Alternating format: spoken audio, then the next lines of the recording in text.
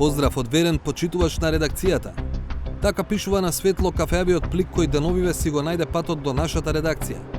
На пликот немаше марка, само испечатено лого од владиниот генерален секретаријат, што може да е трага, но и мамка. Кога го отворивме, во пликото најдовме 22 листа А4 хартија, испечатени двострано. Бргу ни стана јасно дека испечатеното е список, но каков? Одговорот го дадоа имињата на колоните на првата страница, место на потрошувачка, единствен даночен број и име на корисник, како и единствен даночен број и име на нов корисник. Направивме и дополнителни проверки и упатени извори ни потврдија дека станува збор за фамозниот црн список на Евана, на кој што се содржани сите субјекти кои што ја смениле сопственоста на нивните броила кон помали фирми, а се со цел да плаќаат помали сметки за струја. Логиката е едноставна. Правен субјект со повеќе од 50 вработени и над 2 милиони евра годишен приход мора да купува струја на слободен пазар. Таа сега е многу скапа. Правните субјекти под границата се снабдуваат од универзалниот снабдувач, Евана, по цена која е далеку пониска поради субвенциите од државата. На листата има податоци за околу 3000 броила, што не значи и дека има толку фирми. Многу правни субјекти имаат по неколку десетици броила. Точно ги избројавме само општините што ги менувале броилата, пред се за уличното осветлување. Вкупно се 20 од сите краишта на државава. Могила, Јегуновце, Бутел, Аеродром, Газибаба, Брвеница, Струмица, Новаци, Ресен, Радовиш, Прилеп, Штип, Неготино, Липково, Крива Паланка, Кратово, Кавадарци, Чашка, Велес и Битола. Според партијата од која доаѓа градоначалникот, 15 општини ги водат кадри на ВМРО од ДПМН, 3 на СДСМ и по еден од ДУИ и од Социјалистичката партија. Сметката за уличното осветлување во Аеродром, например, повеќе не стига на адреса на општината, туку на ново формираното јавно предпријатие за стопанисување на јавно осветлување на општина Аеродром. Градоначалникот Тимчо Муцунски е уверен дека не прекршиле ниту еден од законите што уредуваат оваа материја за локална самоуправа, за јавните предпријатија и за енергетика. Затоа, тој оспорува одлуката со која владата побара Евана да ги врати општините на слободниот пазар. Владата точно е донесе една одлука без никаква законска основаност, притоа со таа одлука дерогираше најмалку овие 3 закони кои што ги цитирав, но и можеби и други закони кои што се важечки и во сила во нашиот правен пролет. Замислете владата утре да донесе одлука со која што ќе рече не важи кривичниот законник, не важи законот за трговски друштва. Замислете ако продолжи со ваков принцип на функционирање владата, каква анархија би создала во правниот систем. Дали Евана побара од вас да се префрлите? Да, Евана одлучи по мене противправно да ја почитува одлуката на владата, но да не ги почитува законите. А бидејќи одлуката на владата и постапката на Евана ги смета за противправни, Муцунски не исклучува тужби. Но тоа што можам да го најавам е дека ги разгледуваме сите возможни механизми во овој момент да водиме и соодветна постапка против Евана, бидејќи Евана како трговско друштво регистрирано во Република Македонија има обврска да ги почитува важечките закони во оваа држава. Велите не кршите ниту еден закон, но да ве прашал дали сметате дека е фер префрлањето од слободниот на регулираниот пазар, односно што би се случило ако сите го направат тоа? Фер е за јавните институции. Зошто е фер? Бидејќи ќе повторам нешто што кажа. Прво, ние не работиме за профит, ние работиме во јавен интерес и менаџираме средства на граѓаните кои што понатаму се пренаменуваат во јавен интерес. Начинот на кој Аеродром дошол до пониски сметки е само еден од вкупно 3 кои можат да се најдат меѓу општините што се на црниот список.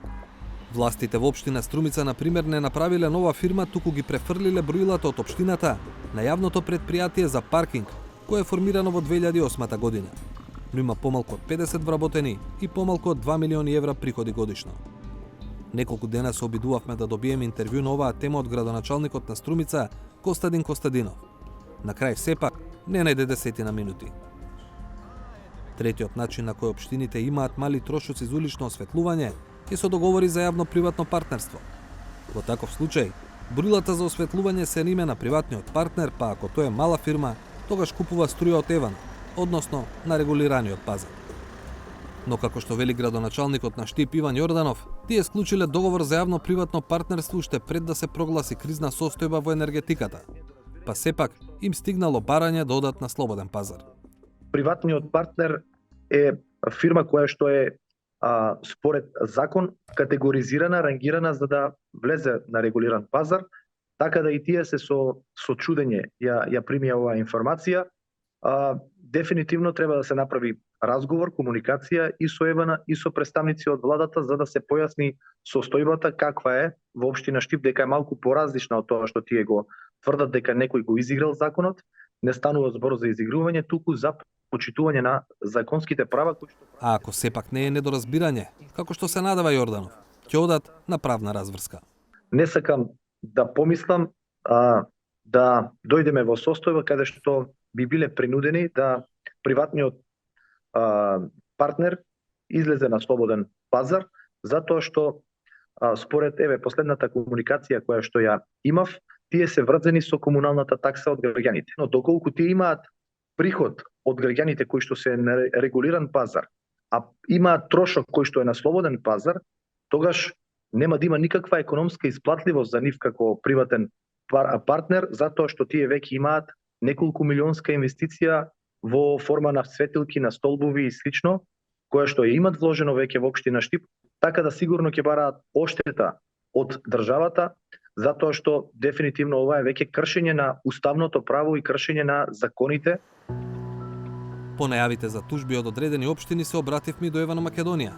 На прашањето, по кој закон и член се бара од одредени општини да се вратат на слободен пазар, ни ги цитираа само владините одлуки. Известувањата за корисниците кои треба да се вратат на отворен пазар, бидејќи не спаѓаат во категоријата мал потрошувач, се направени согласно одлуката на владата на Република Северна Македонија за преземање на мерка во услови на постоење на кризна состојба во снабдувањето со електрична енергија и одлуката на владата на Република Северна Македонија за преземање на мерка во услови на постоење на кризна состојба во снабдувањето со електрична енергија. За најавите за тужби, од ЕВН одговорија дека компанијата секогаш ги почитува законите и одлуките на владата, а за тоа колку субјекти се вратиле на слободниот пазар по нивното предупредување. Над 2000 правни субјекти од 1 декември треба да бараат нов снабдувач за електрична енергија на отворен пазар, затоа што од 1 јануари веќе ќе немаат право да се снабдуваат од снабдувачот на регулиран пазар. Но освен општини, на листата има и фирми, стотици фирми. Меѓу нив, повеќе продавници на неколку ланци на супермаркети, приватна лабораторија која доживува голема експанзија изминативе години, неколку продажни места на познат ланец аптеки, голем хотел во Маврово и многу други. Во најголем дел од случаите овие субјекти си ги префрлиле броилата на помали, сестрински фирми. Например, броилото на продавница во аеродром на голем ланец на супермаркети е префрлено на име на адвокатска канцеларија. И покрај професионалниот нагон да ги објавиме имињата на сите фирми кои што се наоѓаат на списокот, одлучивме барем во моментов да не го правиме тоа. Причината е што, додека ги правевме проверките, откривме случаи каде што се чини дека смената на сопственоста на броилото е сосема оправдана.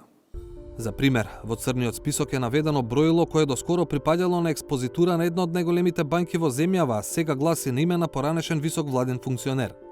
Вистината е дека таа банка имаше експозитура во објект во сопственост на функционерот, но веќе некое време е иселена од локацијата. Се чини логично дека броилото е повторно на име на газдата. Префрлањата од слободен на регулиран пазар, Регулаторната комисија за енергетика ги забележала уште на почетокот на годината и уште тогаш побарала листа од ЕВН. 360 степени дојде и до документот април 2022 година со кој РК е бара од Државниот пазарен инспекторат, Државниот инспекторат за труд, УЈП и финансиската полиција да проверат колку се законски смените на собственоста на броилата што ги прават некои компании. Клучното прашање за проверка според регулаторот е да се утврди дали откако била променета собственоста на одредено броило, на локацијата реално продолжувала да си работи старата фирма. Значи, кога доаѓале овие компании пред операторот на дистрибутивниот систем, тие приложувале нотарски заверени договори. И значи операторот на дистрибутивниот систем имал две опции: или да ги прифати, или пак да излезе на терен па да провери зашто станува збор. Од правен аспект, вие не можете да спречите, како што кажавте вие пред малку, две компании да се склучат договори.